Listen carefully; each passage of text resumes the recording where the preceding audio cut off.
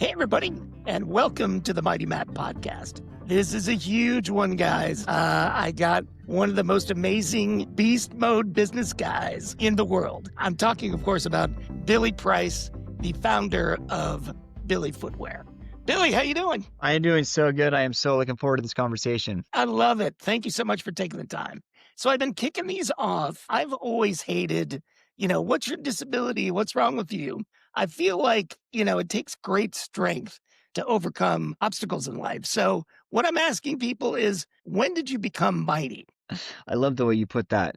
I became mighty at about probably 3 a.m. on October 9th, 1996. That's when I found myself outside of my fraternity window in college, and I had just fallen out of a three-story window. Obviously, college is a crazy time. You're in the middle of trying to figure out what you want to do. How did you deal with frustration after the accident? Well, I at the time I was an inpatient in the University of Washington Medical Center in the Okay. hospital there, basically trying to figure out what my life was going to look like Yeah. before in the now, and then looking on into the future. And I got really frustrated. I Yeah. got really frustrated. I got really emotional. My mind kind of went to a dark place, and I think the way I endured that was I hit rock bottom, so I Yep. couldn't go mentally any further. And then I realized I had to make a choice Sure. to change my mindset. And Yep. then I think I kind of coped with it by just really working as hard as I could and try to make each day count. Well, what you've done is remarkable. And one of the reasons I wanted to have you on the podcast is, as you know, I was born disabled. And so when I was growing up, it was in the 70s. And the only people that were disabled that I encountered were either like these unbelievable Paralympians or Vietnam veterans. And it's like, I never knew anybody that had a job or, had a family or drove a car.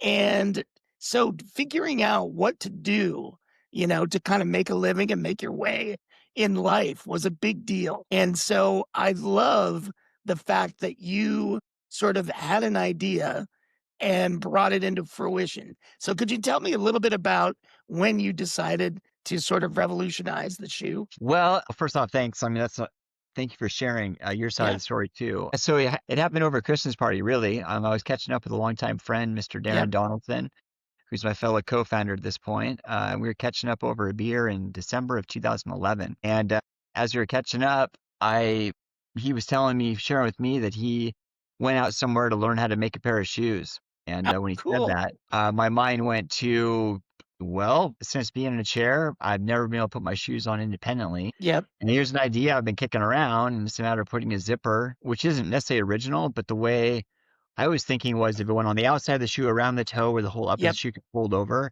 and you're actually like plopping your foot into a shoe instead of Yep. shoving your foot into a shoe, that would be different because I'd never seen that before. And Sure. that would empower me to be able to put my shoes on independently. Yeah. So it's just kind of an off comment that I just kind of made. Darren, he put together a drawing that Oh, looked wow. exactly like I talked about. And then he worked with some factory reps that he was working with for his own little project. Uh, And then it turned into a sample, and he gave it to me, and I tried it on, and my mind was blown. I was able to put my shoes on since it'd been a long time since I've been able to do that. And it was just a special moment, and we decided to like share it and see where it would go. So that it is happened really so, organically. It wasn't like we set yeah. off on that massive mission going like woke up one day going like we're gonna try to do this. We just tried at something and then kind of gave it like shared it with the world, our small world, and it just kind of got some legs and ran and grew, and here we are. I think that's what I love about that story is you're solving a problem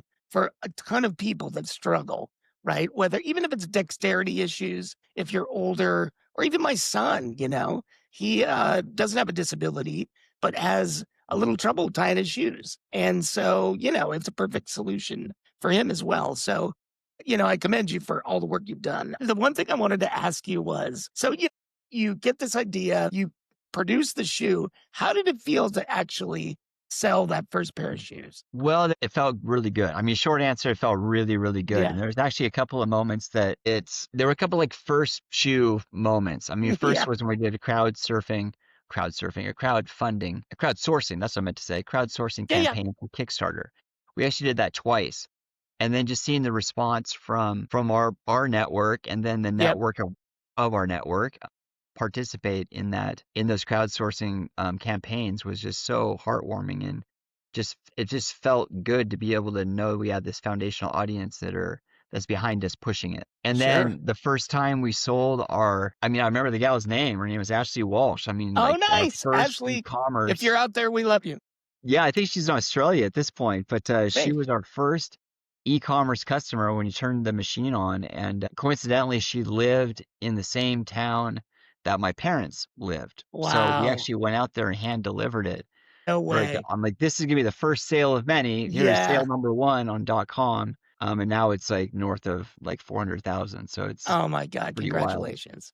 That is so cool. So if somebody's out there thinking about starting their own business, from your perspective, what were some of the challenges or sort of road bumps to look out for? Well, we hit a lot of road bumps. I mean, we I still hit bet. road bumps, and the biggest thing I would say is just don't quit. I mean, Yeah. we had so many fails through this Yeah. journey, and I mean, I can tell you the story from like point A all the way to where you are right now, and come and sound like a nice linear path, but it was anything but. There Right. were so many highs, so many lows, just catastrophic fails, but we just continued to stay in the game. And it Yeah. felt like after each failure, immediately on the other side of it was some big win. And which almost to the point where you want to celebrate the failure, but I Sure. mean, who wants to do that? I mean, it's just a jagged pill. But at the same time, Right. I speak the truth that every time we failed, it seemed like there was a nice breakthrough on the other side. So you gotta have patience, you gotta Yep. lean in, and you gotta be willing to do what others aren't willing to do, and That's great. just keep pushing. So how many employees do you have now? At this point, we're about 40 employees. A lot of them are Wow. made up in the warehouse, just because Yep. we do all of our wholesale shipping as well as our direct to consumer. But Sure. on the payroll, it's 40 people. That's great.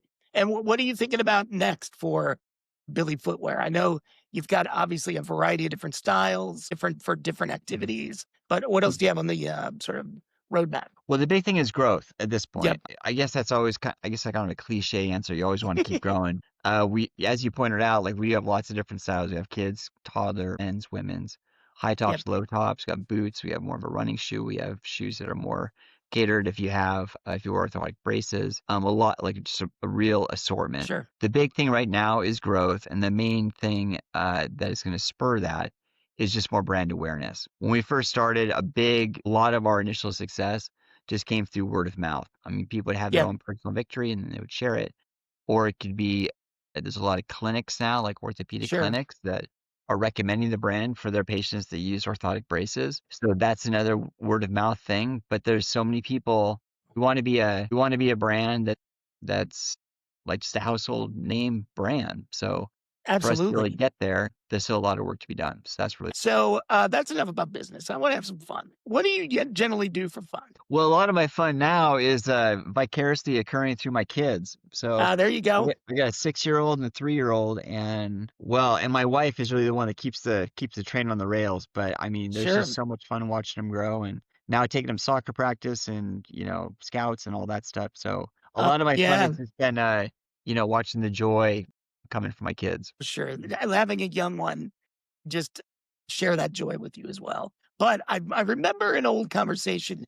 I think you have a very cool car, don't you? I do, yeah, very iconic car. It's a Volkswagen Vanagon. So it's the Yes. last year, it's a 1991. It's the last year the engine's in the back, and Yep. wow, I mean, I love it. I love it to death. I will never get rid of it. It works absolutely perfect for myself, being someone Sure. that uses a chair. There's a lift on the side that gets me in, and then I'm Yep. actually transfer from my lift into the driver's seat. And normally in the wheelchair world, you either need to raise the roof or lower the floor Yep. having some sort of a van. But those Germans, man, they created this van that's like I'm super telling boxy. you. And have you seen the new electric one? I have seen the new They electric need one. to make that accessible. I mean, I'll buy it right now. So listen up, Volkswagen. I saw I one on would the be in street the line other with day. It you. was great. I would be in line with you because I would absolutely love to have one of those Yeah. Vita vans. But I They're mean, the way my van was put together, it's like you buy this van and all of a sudden they have to take a chop saw and like start cutting apart. And I'm yeah. not sure those new vans with electric ones you could really take a chop saw to without like Yeah. roiling. We're gonna have to get It was a Q-tip with Pimp Your Ride. The other I wanted to ask you also, what is the weirdest or funniest thing a random stranger has asked you about your Oh disability? my gosh. I mean, there's you get a huge spectrum of different answers. I mean, some of them just go right in. They're like, "What's wrong with you?" You're like, "Wow." Right. You want to lead with this like, "How are you Yes. today?" Or Very like, diplomatic. yeah, it's like, "Boy, it sure is a nice day," or whatever. You're like, you going right to the jugular. And That's why is that right. important to you? I mean, does it impact this conversation? Yeah. So, I mean, I'd say that's probably pretty weird when they come like right at it. But it's also, I mean, I used to do public speaking at elementary schools. I Sure. suppose I still do. And some of the kids that ask the questions they're just so genuine and like Yeah. honest and just so innocent. But some funny questions where they just kind of come up going like, well, how do you sleep? It's just like, because you see Right. in a seated position, like then all of a sudden in their brains are thinking like I'm always in a seated position, like Yeah, here, I like just just turned the lock off me in the switch. closet or something. It's like, well, I sleep like you do. It's like I get into bed and then it's like, well, how does that work? Like, well, I either like use the ceiling lift to get in or transfer or someone else helps me. And Yeah. so that innocent question that may come off being really, really odd then leads into much more of a productive conversation. Exactly. I feel like it's so illuminating when kids ask questions because you know that adults are walking around with that same question in the back of their head. It's Very like, true. Yeah. it's good to get it out there. So I've been closing with this question that I think is pretty bizarre but fun. So if I were to clone you and I had two Billy Prices sitting in front of me, what question would I ask to determine it was the real Billy Price? Oh my gosh. Wow. There's a lot of questions I think you could ask, but the one that's coming to my mind right now would be, what did you do this summer before you broke your neck? Okay. And And I was hiking with a buddy in on Kauai, on the island of Kauai in oh, Hawaii. wow. It's the Waimea Canyon. There was this, you'd hike in for, I don't know, like 20 miles or whatever. Like maybe it wasn't quite 20 miles, but at the very end, there was this massive rock and this big pristine lagoon that you would jump off of into this pool. It was just like one of those deals where it was absolutely just like paradise. And Oh, that's great. so it was one of those pictures I always had in my head that I always thought about after I broke my neck, just because it was such a contrasting type image, and Sure. at the one point, I it was poison in that it just took me to such a mentally dark place, Yep. but at the same time now, reflecting back on it, it was just such a happy, like, moment in Sure. there, and then by Sure. choosing to, like, change my mindset instead of being like, "Why me?" More like, "Why not Yep. me?" and be more empowering, it's led to so many other beautiful moments in time. That's great. And I bet your wife and your kids are delighted that you found the light because, Billy, you are an incredible guy and you're doing such a service to so many people with Billy's Footwear. So I can't thank you enough for doing this. I love you, and I'm sure I'll see you again at the Abilities Expo. But I want everyone that's listening to go to billyfootwear.com and check out the shoes and buy a couple of pair. Why not? Right, Billy? Absolutely, absolutely. And if you have any questions, reach out to our customer service team. They're rock stars. They're great. Cool. Well, thank you so much, Billy. And I will be talking to you soon. All right, man.